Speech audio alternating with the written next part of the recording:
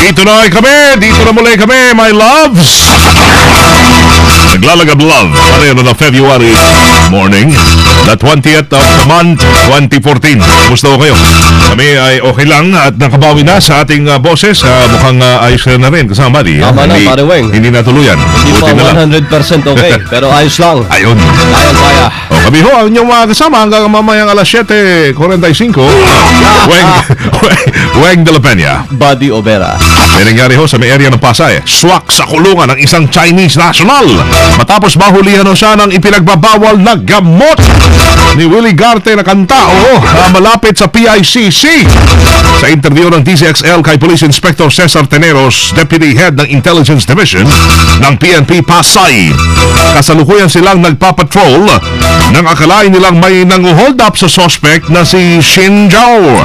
Dahil may kasama ito mga kahina-hinalang lalaki habang sila ay nasa madilim na bahagi. Pero nang kanilang tingnan at inspeksyonin ng mga yon, nahulihan si Hao ng 15 gramo ng hininalang shabu. Tinangkapang suhulan ng suspect ni Shin Zhao ng 1 milyong piso cash. Si Teneros. Mucho dineros yun, milyon pero hindi niya ito tinanggap. May nag-attempt na nagdala ng pera dito na 1 milyon. At hindi na pagkagad sa ramesa kung mangyari lamang na yung taong nagdala ay biglang umalis at ang sabi ng mga pulis ko ay makapang-arigli yan sir. Kaya ang ginawa ko kagad, pinahanap yung taong naglapag ng pera dito at para iparisto. Kanya lamang ay nawala dahil kasalukuyan na may mga nakikipagtalo dito sa harapan ng CID na lumulutang din sa Chinese. Sa ngayon ay patuloy na iniimbestigahan na ang naturang Chinese national. Nasaan na yung pera? Wala nga. Hindi. Na umalis na yung makipag-broker siya na ata Grabe, tumagal siya doon, ano? Nilapag lang yung pera. Dead on the spot ng isang Australian national matapos pong pagbabarilin. Hindi ho ito nauubusan ng mga riding in tandem. Dito sa Makati City, kinilala ang biktima si Michael Anthony Rosendier, 50 anyos, may asawa at residente ng Lot 177 and 24th Avenue sa Barangay East Rembo. Sa investigasyon ng hiram ng pera ang biktima sa kanyang kaibigan para sa kanyang pamilya sa Romblon. At nang papunta na ito sa isang pawn shop para ipadala ang nahiram na pera, ay hinarang na ito ng 2 nakamotorsiklong lalaki at sa pilitang inaagaw ang kanyang clutch bag. Dito na nakipag-agawa ng biktima kung saan pinagbabaril ito ng mga suspect para makuha ang clutch bag. Nagtamo si Rosendier ng 2 tama ng baril sa tiyan o tama ng bala sa tiyan at balikat sa ninagaran itong kamatayan. Nagpapatuloy naman ang investigasyon ng Makati PNP sa nasabing insidente. Mga riding tandem talaga, Oh Lord. Makati City nagbukas ng parking area para sa mga riding in tandem. Para sa mga motorista. May report si Joyce Adra. Joyce, i-radyo mo. Naglatag ang Makati City Government ng parking areas para sa mga motorista. Sa harap ito ng sabay-sabay na road project sa Metro Manila, kabilang sa pahihintulutan na magpark sa naturang parking area sa may nakagut na kulay puting T-lines o letter T-lines ang mga motorsiklo. Gayunman maximum lamang ng 3 oras ang papayagan sa T-lines. 20 pesos ang bayad sa kada oras ng motorsiklo, 40 piso naman sa iba pang behikulo para sa unang 2 oras at 50 piso para sa susunod na 1 oras. Kasama mo sa Southern Metro Manila, Joyce Adra, Tatak RMA. Isang sangay ng LBC ang muling inatake din ng riding in tandem. Seryoso! Sa Quezon City po, hinold up ng 2 hindi pa nakikilalang lalaki sina Mel Grace Habate at Michael Angelo Picada, kapwa-empleyado ng Remittance Center na nasa may Mabini Street, Barangay Pinyahan. Sa salaysay naman ito habang sila sa loob ng tanggapan nila, pumasok ang 2 suspect na armado na ng baril, nakasuot ng bull cap, itim na sunglass, brown na t-shirt at maong na pantalon. Dali lang. Yun ang suot ngayon ni Ruel Viloria. Hindi ba? Hindi pala, naka-shades lang pala. Akala ko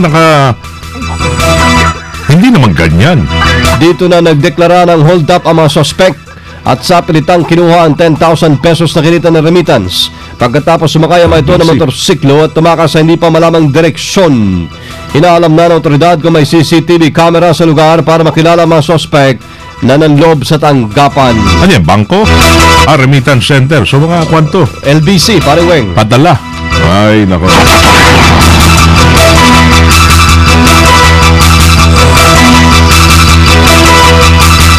Ayun, ito na. DZXL Bulat Palaro. Sama bukod po sa Gilas Pilipinas, pasok din sa FIBA Under-17 Tournament World Championship ang Team Gilas, kung saan mga Pinoy high school students ang mga member. Gaganapin po ang tournament sa Dubai sa darating na Agosto at nag-qualify ating Team Gilas matapos maging runner-up sa FIBA Asia Tournament noong Setyembre sa Iran. Puspuso na ang ensayo na ito kahit may 5 buwan pa bago po ang tournament. Nadayo rin sila sa Las Vegas para sa isang intensibong training camp bago sumabak sa World Championship.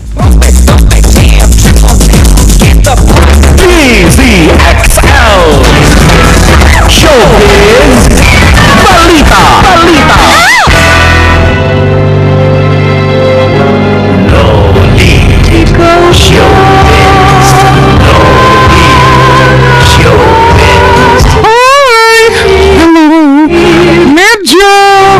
Medyo. Hello, good morning. Hey, good morning. Morning, everybody.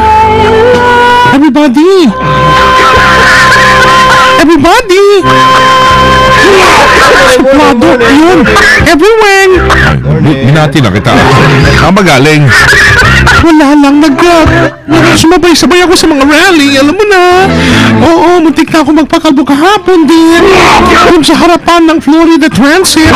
At saka, ayun lang, hindi ko na tinuloy dahil, naku, naka-hot oil ko lang. Hello everybody, did you miss me? Oh, thank you. Ay, pagkatapos ng 7 taong pagsasama raw, ay napagdesisyonan na ng, sino to?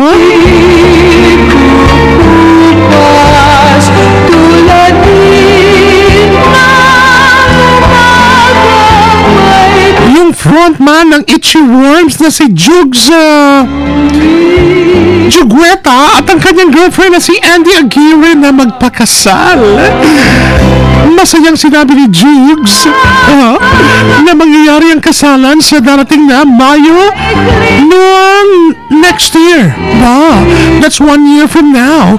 1 year and 2 months and a few days. Sabi sa kanya, ayon sa kanya, nagsisimula pa lang silang magplano para sa pinakamalaking event ng kanilang buhay na dalawa. Last year, nang mag-propose si Jugs sa late night gag show na Banana Night sa Channel 2 kay Andy. Pagkatapos ng kasalan ni Jugs, sandali, meron pa isa. Baka alam nyo na, naharap na naman sa panibagong rape ang TV host actor na si Bong Navarro. Meron na naman? Oo, kahapon, di ba, nagsampa ng kasong rape ang isang modelo at kandidata ng binibining Pilipinas Beauty Pageant noong taong 2011. Ang pangalan nakilalang si Roxanne Cabanero. Ano yan? Loli Cabanero. Pagkatapos Cornejo, Cabanero. Cornejo against Navarro. Puro sila Roro sa dulo. May O. May ho. Ayan. Bukod pa ito dun sa sinampa na kasong rape ni Denise, di ba? Ang sabi naman ng abogado ni Cabanero na si Virgilio, bagay rin, Virgilio Batalya. Nagkalakas ng loob na magreklamo ang biktima laban kay Navarro dahil dahil sa kasalukuyang iskandalo nga na kinasangkutan ng aktor laban kina Cornejo at Cedric Lee. May hiwalay namang kaso si Navarro laban kina Cornejo at Lee kaugnay sa mga pambubugbog sa kanya sa condo sa The Fort. Yan, exciting to boy. Ang daming pagsubok ni Bong.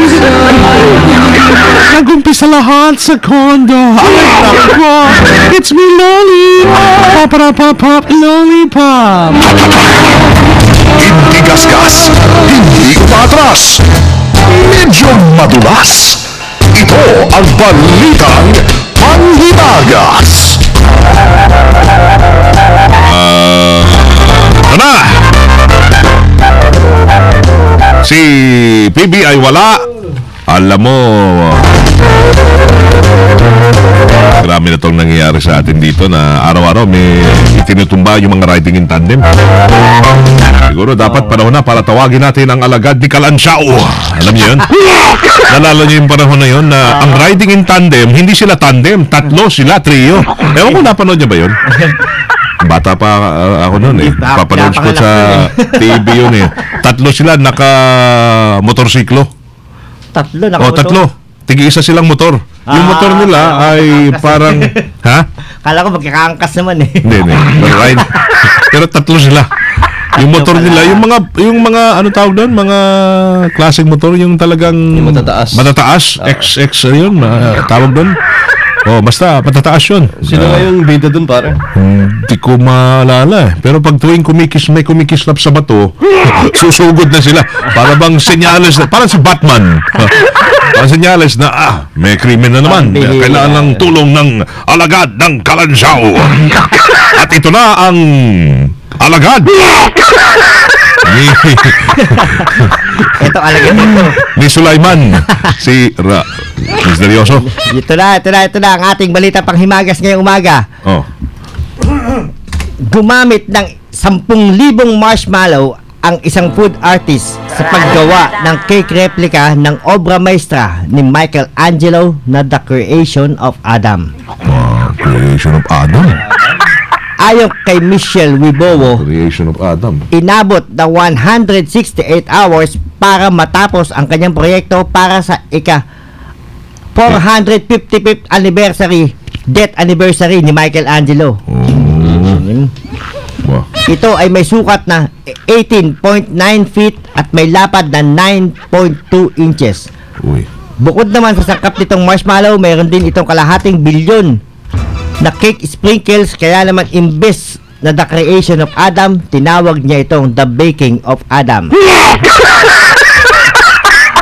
Ayon naman sa creative director na si Alex Balzaretti, ang Cake Angels ay tungkol sa pagbibigay ng inspirasyon sa mga baker para sa kanilang pagkamalikhain sa bagong bagay. Ito ang larawan ng creation replica ng Creation of Adam. Yan. Yan pala yun. Ito yung nag-align sila ito yung ewan ko lang, pamilyar ko kayo, may lalaki na walang saplot, tapos inabot niya yung kamay niya sa isang matanda na parang si parang si God daw yan. Yan.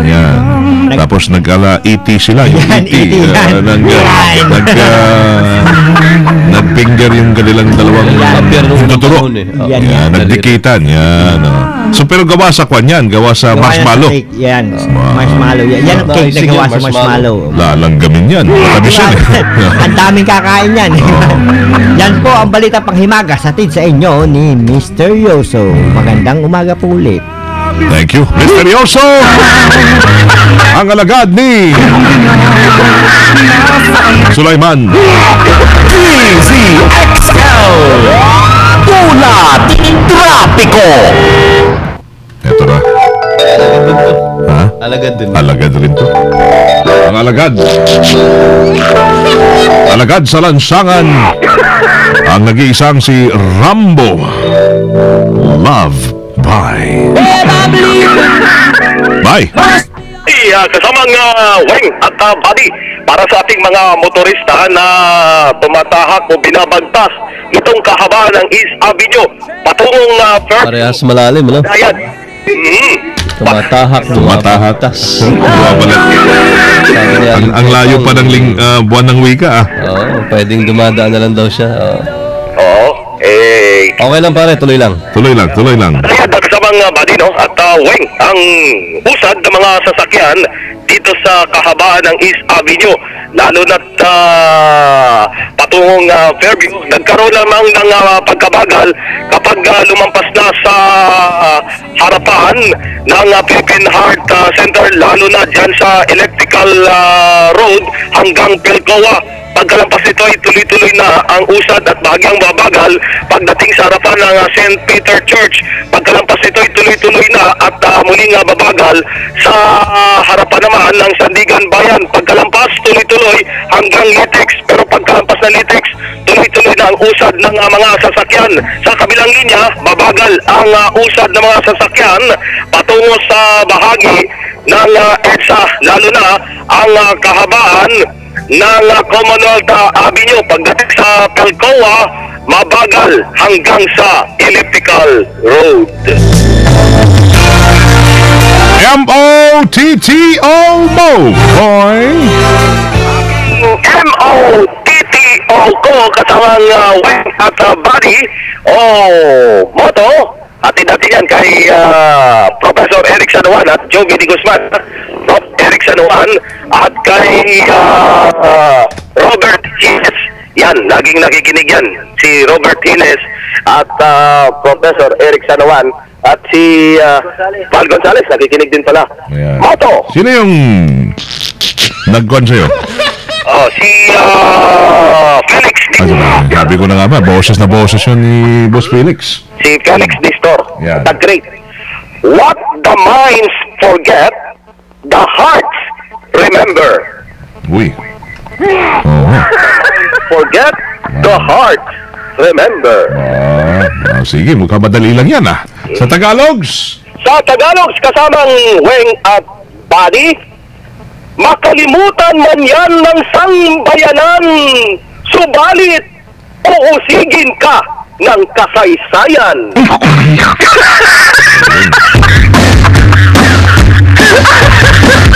Ayos Uusigin ang kasaysayan.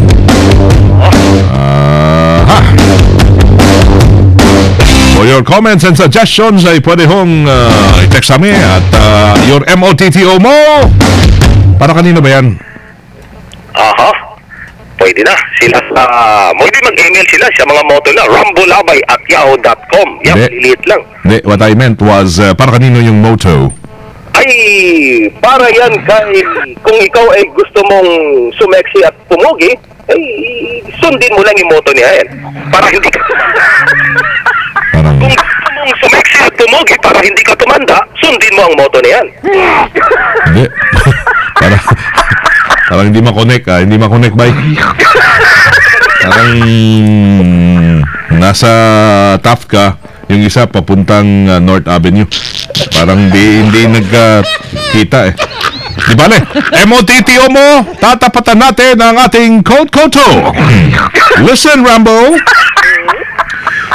And I quote, ang babaeng hindi raw marunong magluto, Rambo, ay dapat maghanap ng lalaking hindi marunong kumain. Do you agree or disagree? Agree. Approve. Nag-approve din. Ayos. Sumusunod lang siya sa lohika. Salamat sa nag-quote-quote sa atin yan. Alright. Bye, thank you so much and have a good, pleasant and wonderful and lovable day. Okay, thank you. It's a Throwback Thursday.